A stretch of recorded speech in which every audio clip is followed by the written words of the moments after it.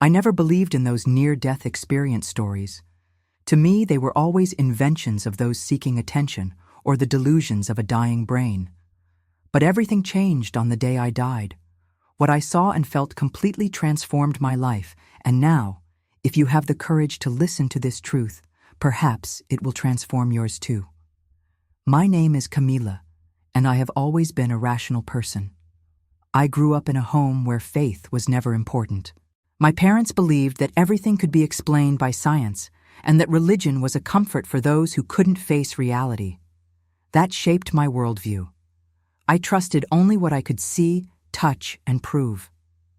When someone mentioned heaven, hell, or life after death, I laughed on the inside. I worked hard to build my independence. I was never the type of person who let themselves be carried away by emotions or spirituality. I believed that everything in life was the result of our own choices and actions. And if there was something after death? Well, I always said I'd only believe if I saw it with my own eyes. I should have been more careful with what I wished for. It was an ordinary night. I had arrived home from work, exhausted, and, as always, preferred to handle everything on my own. The hallway light burned out, and without much thought, I grabbed a chair to change it. I climbed up, reached the socket, and at the moment my fingers touched the lamp, I felt an intense shock run through my body. Time seemed to slow down. A fraction of a second later, I lost my balance. I tried to hold on, but it was useless. My body tipped backwards, and everything around me turned into a blur. The impact came quickly. I hit my head hard, and before I could understand what was happening, a buzzing filled my ears. Then, silence. Everything around me disappeared. At first, I didn't understand what was happening. It seemed like a strange dream. My body felt light. I felt no pain, no fear, no tiredness. But then I looked down and saw something that chilled my soul. My own body. I was lying on the hallway floor, motionless. My eyes were open, but there was no life in them. A shiver ran through something inside me. If I still had a body at all. My first reaction was to scream for help, but no sound came out of my mouth. I tried to run to my body, to shake my shoulders, but my arms passed through as if I were made of air. Desperation took over me. It couldn't be true. This wasn't real. I was just dreaming, right? I closed my eyes tightly, trying to wake up. But when I opened them again, nothing had changed. That's when I heard footsteps running down the hall.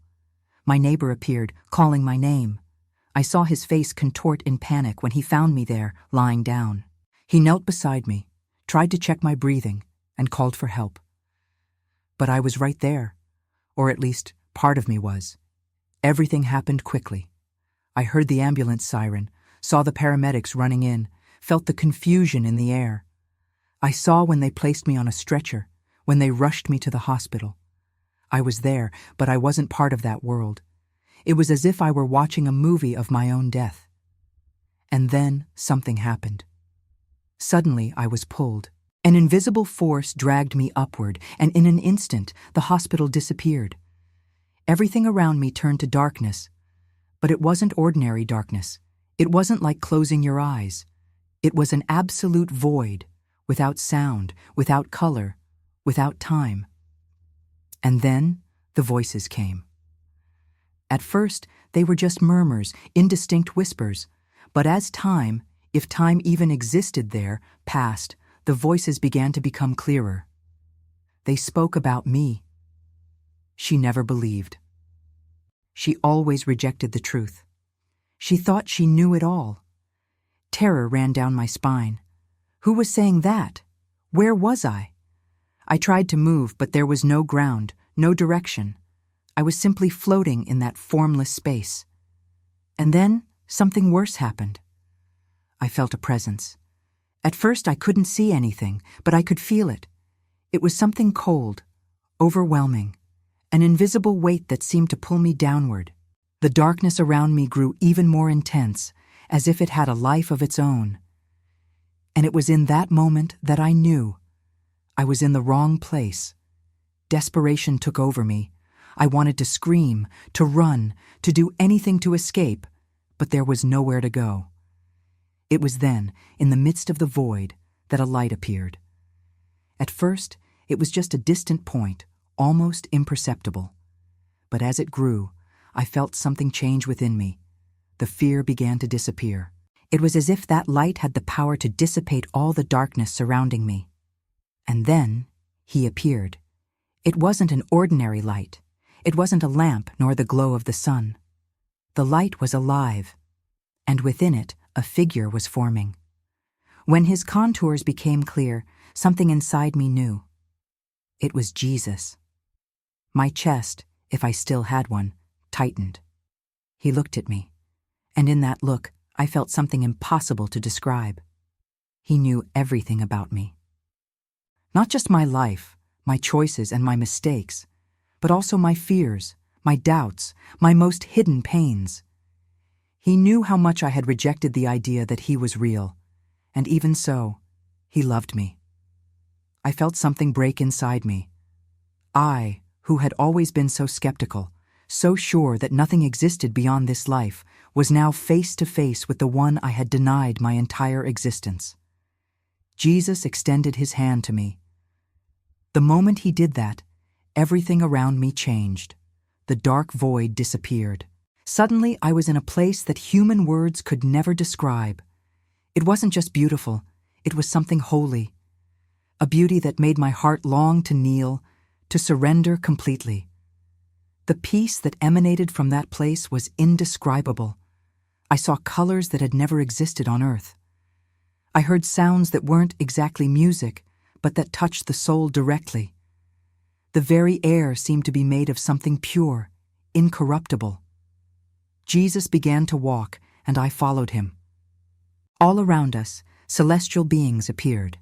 I couldn't say for sure if they were angels, but their presences conveyed a reverence that was impossible to describe. But at the same time, something inside me weighed heavy. I didn't belong there. As incredible as that place was, something prevented me from being a part of it. And then, Jesus stopped. He looked at me again. And it was then, in that moment, that I understood. He wanted to show me something, and that truth would change everything. Jesus remained there, standing before me, his gaze piercing every part of my being. But it wasn't a look of judgment or condemnation. It was a look of love, a love so deep that I couldn't bear its weight. My knees gave out, and I fell before him. In that instant, my mind was flooded with images.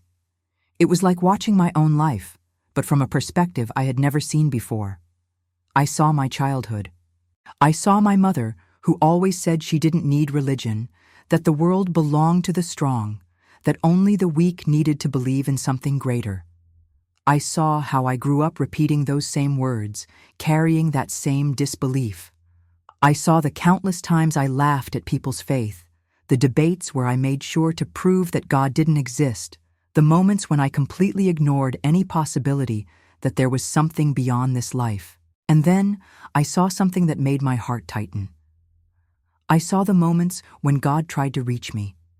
That car accident that could have been fatal, but from which I emerged unharmed. That night, when for no apparent reason I felt such overwhelming anguish that I cried myself to sleep, not realizing that the next day I would receive news that would change my life. That friend who always tried to talk to me about God and who, even when ignored, never gave up on reminding me that he loved me. And then I understood. He was always there. I had just chosen not to see. Tears began to fall. I had always said I would only believe in God if I saw him with my own eyes. And now, before him, all I wanted was that it wasn't too late. Jesus took a step forward and extended his hand to me. Then he spoke. His voice wasn't just a sound. It was something that vibrated within me, filling every space of my being. I have always been with you. My heart tightened. I saw your pains. I saw your doubts. I saw your search for answers, even when you denied them. My chest filled with an emotion impossible to describe. You think you have reached the end, but there is still something you need to do." He extended his hand once more, and one final vision appeared before me. This time, I saw my family. I saw my mother alone, sitting at the table, staring into emptiness. I saw my brother holding the phone, calling acquaintances, trying to understand what had happened to me. I saw friends mourning my death, people I never imagined would care, shedding tears over my departure. And then I understood. My mission wasn't over yet. I had to go back. My heart raced. I didn't want to leave that place. The peace I felt there was indescribable. But, at the same time, something inside me knew it was necessary. Jesus looked at me one last time and said something that burned into my soul. "Choose." The word echoed within me. I could remain there, in that perfect place. Or I could go back, and deep down, I already knew what my decision was. I closed my eyes, took a deep breath, if I was still breathing, and when I opened them again, everything around me had disappeared. I felt an impact. Pain took over my body. It was as if I had been ripped from a place without suffering and thrown back into something heavy, fragile, broken. The first thing I heard was the sound of machines beeping. The smell of disinfectant filled my nostrils. And then a desperate voice. "She's back! My God, she's back!" I blinked several times until my vision adjusted. The face of a nurse appeared before me, tears streaming down her face. "It can't be," she murmured. "You were dead for 8 minutes."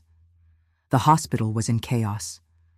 Doctors rushed in, checking my vital signs, trying to understand how I had come back. But I knew. I hadn't just come back to life. I had come back with a mission. In the following days, my recovery was slow. Every movement hurt. Every breath was a struggle. But more than the physical pain, there was something even harder to bear. I had seen Jesus. I had been given a second chance. But how could I explain that to people? In the first days, I kept it all to myself. When I tried to talk to my mother, she simply shook her head and said it was probably just trauma effects. "You nearly died, daughter. Your brain must have created those images." But no, I knew it wasn't a dream. I couldn't deny what I had experienced, and the more I kept silent, the more it burned inside me. Until one night, while trying to sleep, Jesus' words came back to my mind. "You think you have reached the end, but there is still something you need to do." That's when I understood. My transformation wouldn't begin until I obeyed. I needed to speak. The next day, I gathered my courage and told my family everything. My mother listened in silence, without interrupting. When I finished, her eyes were full of tears. "You've always been so skeptical," she said, her voice choked. "How can you be sure that this wasn't just a dream?" I held her hand and smiled. "Because I have never been so sure of anything in my life." Since then, my journey has been completely different. I began studying the Bible, seeking to understand more about the God who gave me a second chance. The truth was always there, but I never wanted to see it. And now, after everything I've been through, I could no longer deny it. I know that God has a purpose for each of us. He created us with love, gave us a plan, a mission, and the freedom to choose. And I chose Jesus. Before I conclude, I want to leave you with the passage that marked my transformation. "And you will know the truth, and the truth will set you free." John 8:32. If this story touched your heart, share it. Leave your comment, and if you are not yet part of this community, subscribe now for more stories that can transform your life. May God bless you.